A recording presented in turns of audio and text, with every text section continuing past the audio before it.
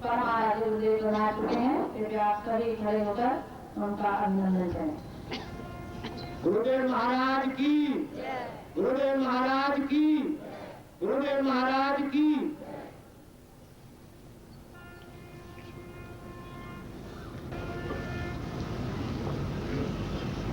मैं गुरुदेव के चरणों में नतमस्तक होता हूँ और मंच पर विराजमान समाज उनके चरणों में प्रणाम करता हूँ। और इस आज रात्रि के सत्र में हमारे मुख्य अतिथि श्री रामविलास जी शर्मा जो धर्मपत्नी सहित यहाँ पधारे हैं, मैं उनका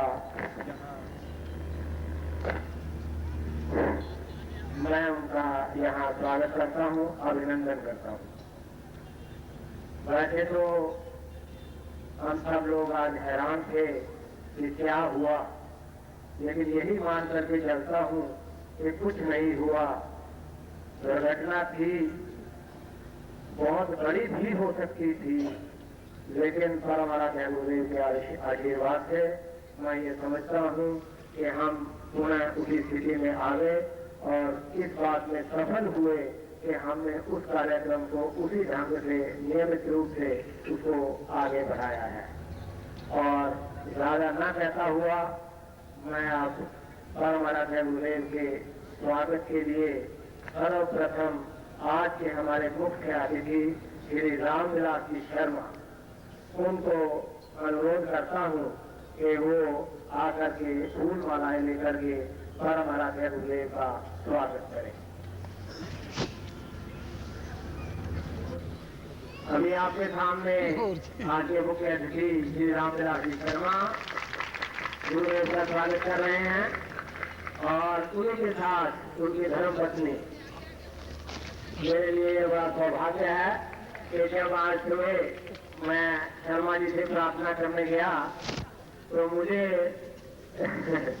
श्रीमती जी ने ये कहा कि हम तो रात को आने ही वाले थे और बड़ी खुशी हुई। और मैं उनको यही कह रहा था कि भाभी जी ये तो आप है जो शर्मा जी को लेकर के आई है, और मुझे ये नहीं पता कि शर्मा जी उनको लेकर के आए हैं तो भाभी जी उनको लेकर के आई हैं। तो अब कार्यक्रम को आगे बढ़ाता हुआ मैं अपनी मिशन के मंत्री श्री सुरेश मेहरा जी से प्रार्थना करूंगा कि वो भी आकर के गुरुदेव का अभिनंदन करें। और उसके साथ शर्मा जी के साथ आए हुए श्री के भसीन जी जो IAS ऑफिसर हैं और दिल्ली सरकार में एजुकेशन विभाग के डायरेक्टर हैं, उनसे भी प्रार्थना करूंगा कि वो आकर के परमाराध्य गुरुदेव का स्वागत करें। इसके बाद हमारी चंडीगढ़ की शाखा के अधिकारी श्री अगस्त कुमार जी वो भी आए और परमाराध्य गुरुदेव का फूल मालाएं पहना करके स्वागत करें। श्री अगस्त कुमार जी।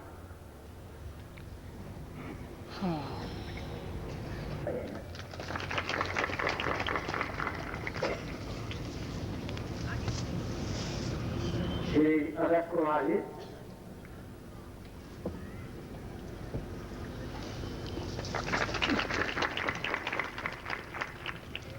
अब इसके बाद परम पूज्य, परम आराध्य, परम श्रद्धेय, प्राण वंदनीय परमाराध्य गुरुदेव के चरणों में प्रार्थना करता हूँ कि अब हमें वो अपना आशीर्वाद दें।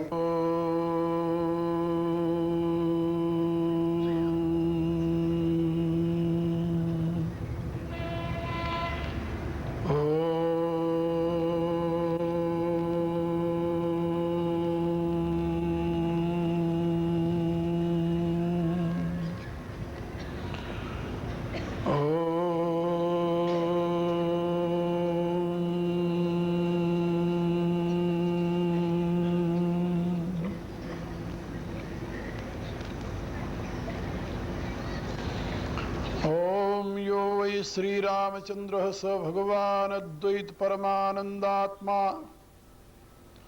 यत्परब्रह्म भूर्भुवः स्वः तस्मै वै नमो नमः। ओम विश्वानिदेव सवितुर्दुरितानि परासुव यद्भद्रं तन्नयासुव। सर्वं यस्मिन् सर्वं यतो सर्वं यः सर्वं सर्वतश्च यः यस्य सर्वमयो नित्यं तस्मै सर्वात्मने नमः। सीताराम गुणग्राम पुण्यारण्य विहारिणो वंदे विशुद्ध विज्ञानो कवीश्वर कपीश्वरो कल्याणानां निधानं कलिमलमथुनं पावनं पावनानां पाथेयं जन्म मुमुक्षो सपदि परपद प्राप्ते प्रस्थितस्य विश्रामस्थानमेकं कविवरवचसां जीवनं सज्जनानां बीजं धर्मद्रुमस्य प्रभवतु भवतां भूते राम नाम भूते राम नाम। श्री राम जय जय राम। श्री राम जय जय राम।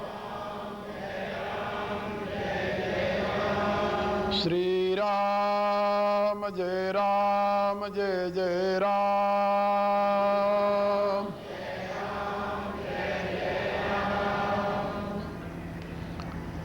परावर रूप में उपस्थित मेरी प्रिय आत्माओं, करुणा निधान भगवान श्री राम की करुणा आप सभी के लिए सदैव कल्याण का सृजन करती रहे, यह मेरी आंतरिक शुभकामना। कल मैंने आप लोगों को एक बात बताई थी सायंकाल की बैठक में कि मानव समाज की उन्नति के लिए कभी भी कोई ऐसा विधान नहीं बनाया जा सकता जो सार्वदेशिक, सार्वकालिक और सार्वजनीय हो।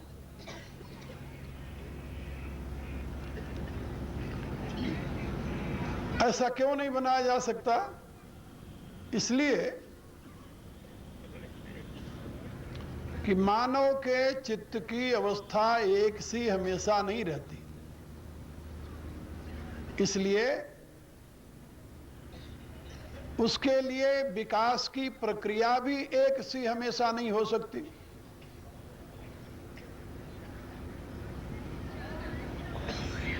जब कोई विधान समाज के विकास के लिए प्रतिष्ठित किया जाता है, कुछ काल तक तो उपयोगी होता है, लेकिन बाद में वह विकास की बजाय व्यवधान ही उपस्थित करने में हेतु बन जाता है। ऐसी स्थिति में मनुष्य को क्या करना चाहिए? एक बहुत बड़ी ये समस्या है मानव समाज के सामने।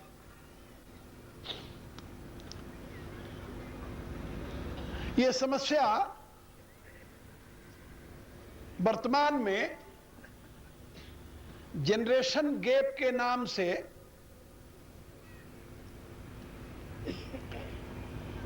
लोगों के सामने समाधान के लिए खड़ी है। प्राचीन काल में भी ऐसा हुआ है, रामायण काल में भी ये समस्या थी, महाभारत काल में भी ये समस्या थी।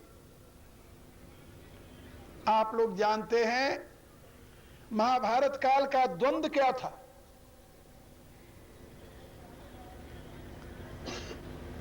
सत्य और धर्म के यथार्थ स्वरूप का विवेचन।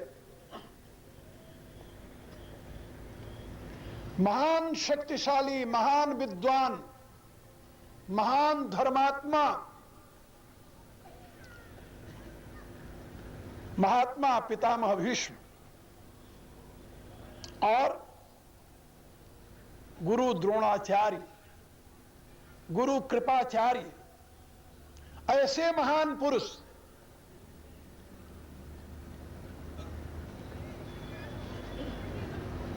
अपने अतीत से प्रचलित मान्यताओं को धर्म का यथार्थ स्वरूप मान करके पकड़े रखा,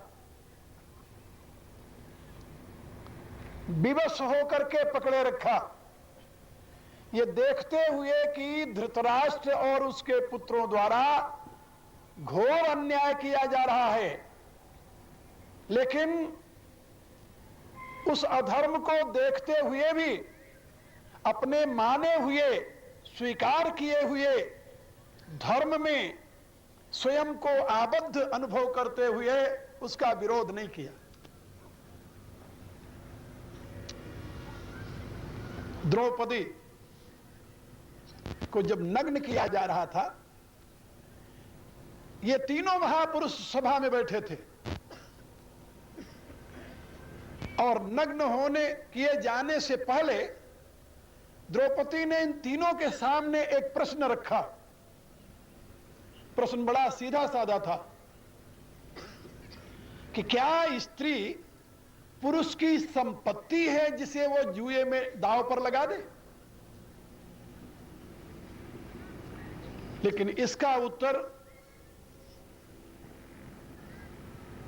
भीष्म पितामह ने कहा कि मैं जानता तो हूं इसका उत्तर पुत्री, लेकिन मैं इसका उत्तर दे नहीं सकता क्योंकि मैं विवश हूं। और सर नीचे कर लिया।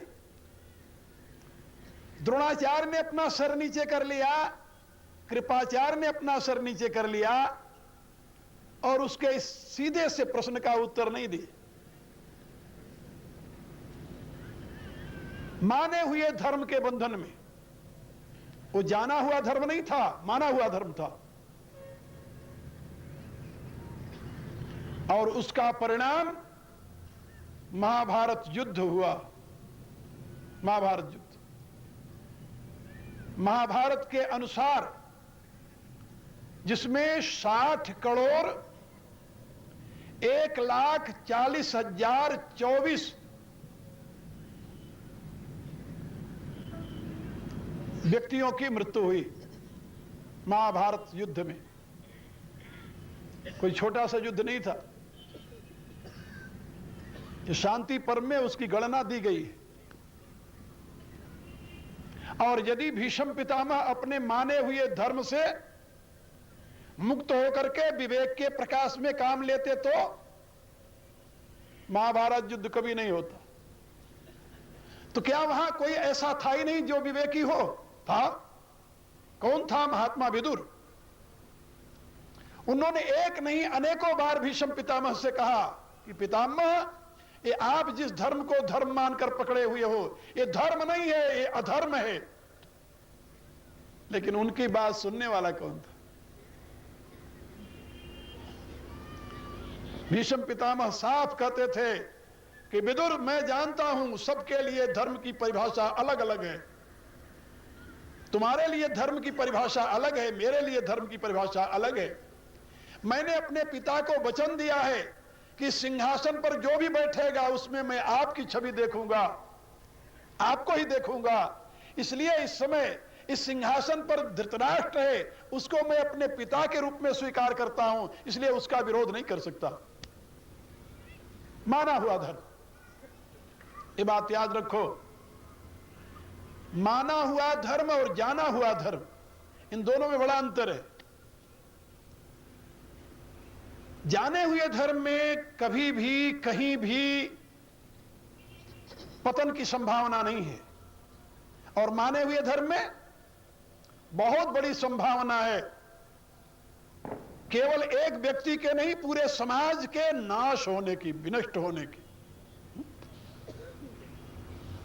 आप अपना इतिहास पढ़िए, 1000 वर्षों का हमारा इतिहास जो है वो कितना गिरा हुआ इतिहास है। आप जरा ये सोचिए कि बाबर और महाराणा सांगा का युद्ध हुआ, उस युद्ध में बाबर पराजित हुआ। महाराणा सांगा केवल इसलिए बाबर को जीवित छोड़ दिए कि शत्रु जब पीठ दिखाकर जाने लगे तो क्षत्रिय का काम उसका वध करना नहीं है। आप समझे? खैर, बाबर गया कहां? अयोध्या में, जहां पर एक महान संत तत्कालीन अवस्था में रहते थे, जिनका नाम था स्वामी शांतानंद। जो राम मंदिर था, उस राम मंदिर के वो महंत थे और सिद्ध संत थे। बाबर भाग करके उनकी शरण में गया और उन्होंने उस विधर्मी को इसलिए रख लिया कि मेरी शरण में आया है,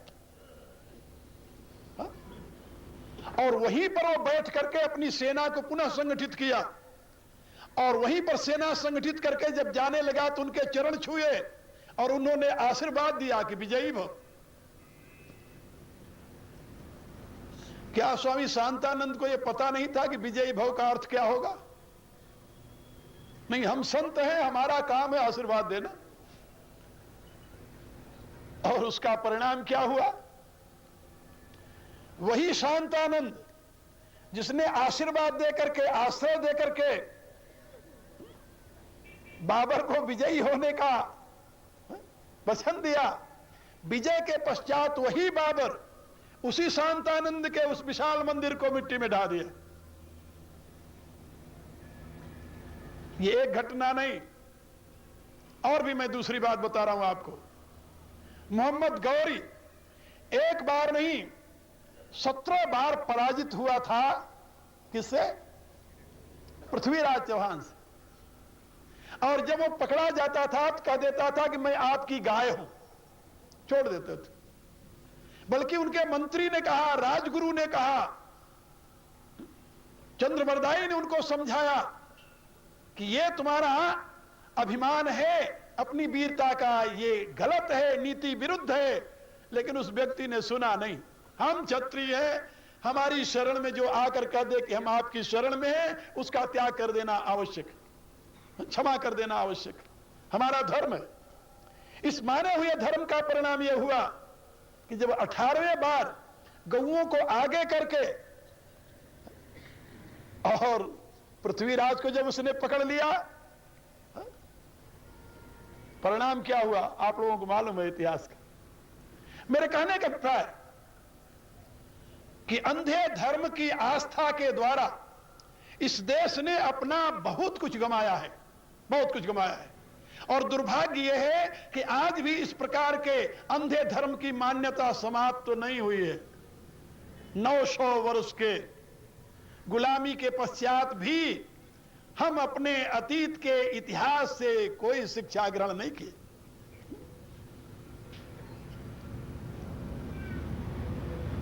जिस अंधे धर्म के परिणाम स्वरूप महाभारत का युद्ध हुआ और जिसमें सबसे पहले भीष्म पितामह ऐसे महाविद्वान, महाबली वीर, महान धार्मिक को धराशायी करना पड़ा। और भगवान कृष्ण ने बताया, कहा कि यह धर्मात्मा नहीं, अधर्म का पक्ष लेने वाला कभी धर्मात्मा नहीं हो सकता। सामर्थ्य रहते हुए अधर्म को बर्दाश्त करने वाला कभी धर्मात्मा नहीं हो सकता, क्योंकि भगवान कृष्ण की भाषा में धर्म की परिभाषा अलग थी। और जो परिभाषा भगवान कृष्ण ने धर्म की दी, उसी धर्म की व्याख्या उन्होंने भगवत गीता में की और समझाया कि धर्म जो है वो विधियात्मक नहीं है, वो विवेकात्मक है। धर्म माना नहीं जाता, धर्म जाना जाता है। धर्म का आधार ज्ञान और विज्ञान है, अंधविश्वास नहीं। ये गीता की घोषणा है। प्रत्यक्षावगमम धर्मम शुष्कम कर्तव्यम। भगवान ने कहा धर्म जो है वो परोक्ष नहीं है, प्रत्यक्ष है। यानी मरने के बाद तुम्हें स्वर्ग मिलेगा, यह धर्म का विषय नहीं है। जीते जी तुम्हें स्वर्गीय जीवन जीना है, यह धर्म का विषय है। प्रत्यक्षावगमम धर्म, प्रत्यक्ष फल देने वाला यह धर्म है। गीता के 9वें अध्याय में भगवान ने बताया, ज्ञानम तेहम सविज्ञानम विदम वक्ष्यामि शेषतः, यह बता भगवान ने बताया। और यही स्थिति आई रामायण में महात्मा भरत के सामने।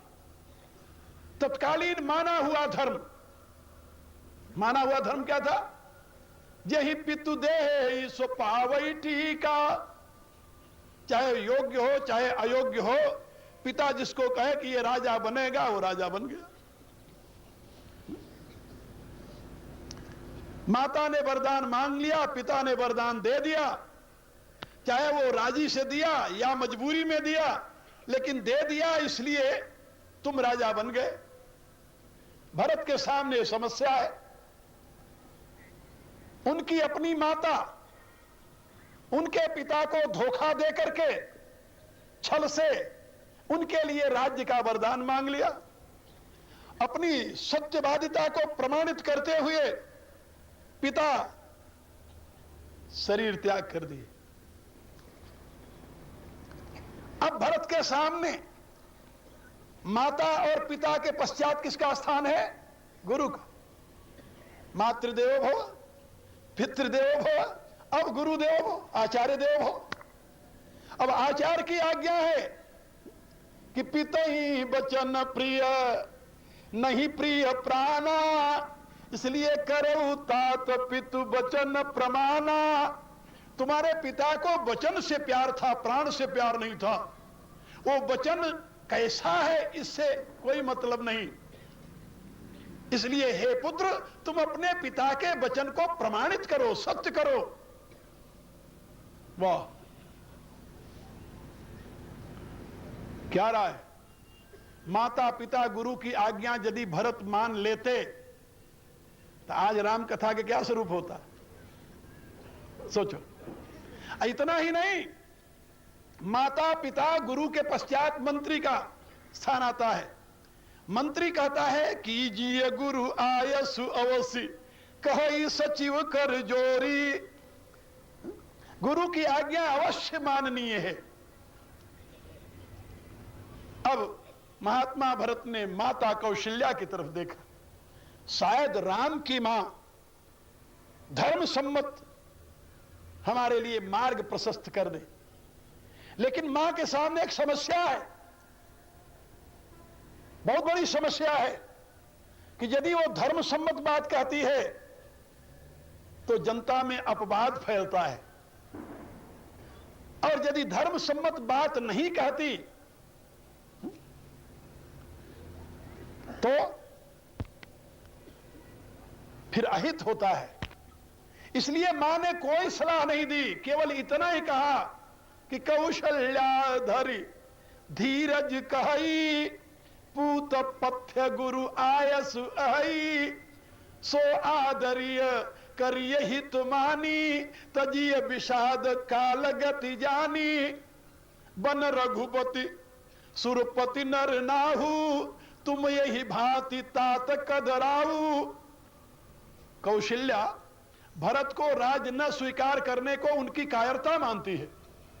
कायरता, वो सोचती है भरत अपने जिम्मेदारी से भग रहा है। देखिए क्या कहा जाए। भरत से कहती है कि बन रघुपति सुरपति नर नाहु, तुम यही भांति तात कदराऊ। परिजन प्रजा सचिव सब अम्बा, तुही सुत सब कई अवलंबा। इस समय परिजन, प्रजाजन, माता और जितने लोग हैं सबके लिए केवल एक आधार तुम हो। इसलिए धीरज धरो मातु बलि जाई। इसमें तुम धैर्य धारण करो, और धैर्य धारण करके क्या करो?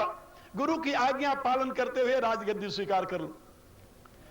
तुलसीदास जी लिखते हैं कि महात्मा भरत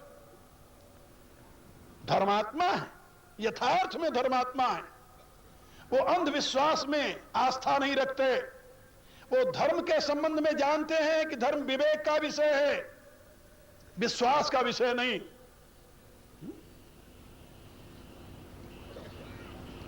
एक बार कुछ विद्वानों में चर्चा हो रही थी, वैदिक धर्म और अवैदिक धर्म के बीच में क्या अंतर है।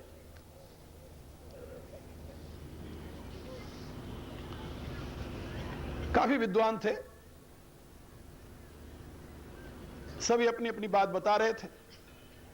मेरे सामने प्रश्न आया, आपकी क्या राय है? मैंने कहा भाई बात यह है जिस धर्म का आधार वेद है, वेद माने ज्ञान है,